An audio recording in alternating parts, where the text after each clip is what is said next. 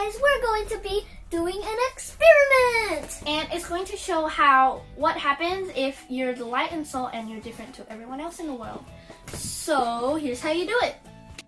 So right now we're going to be doing a science experiment by separating pepper from your finger, and this represents how we are different to other people by being the light and salt. So over here we have some pepper, and we have some soap, and we're using Palmolive, but you can use any other soap, I think. And we also have our plates, and they are filled with a little bit of water inside of them. So the first step, what we want to do is pour some pepper into it, not too much, because otherwise the experiment might not work.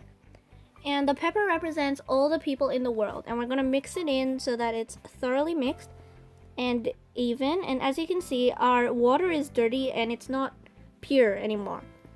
Now we're just dabbing a little bit of soap on our fingers, and we have to make sure that there's not too much because the experiment might not work. And what we're going to be doing is dipping our finger into the center of the mixture in 3, 2, 1. As you can see, the pepper immediately spread to the sides and it separated from our finger. We did this experiment to give you a visual representation of how we can be different and separated from the world. We actually did this experiment multiple times, and each time we got a slightly different result. We found that the pepper often makes star shapes when it spreads out.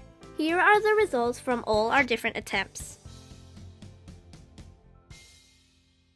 To be the light and salt, I think it means to be different from other people and to kind of be an improved version, or like to be a role model to other people and kind of to lead them in the right direction and be different from everyone else. I think being the light and salt means being different from everyone and kind of like a better version, just like Chloe said. And pretty much, yeah. Sharing the gospel is basically sharing the good news, because the gospel means the good news.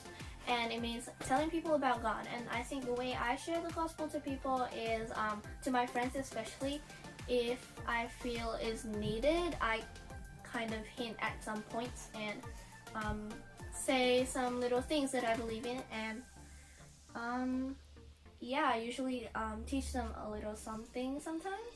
How I share the gospel is technically, especially to my friends, I give them like a little information and stuff, and then I like tell them more and more information, like the day after and stuff, and then they start to believe me, pretty much.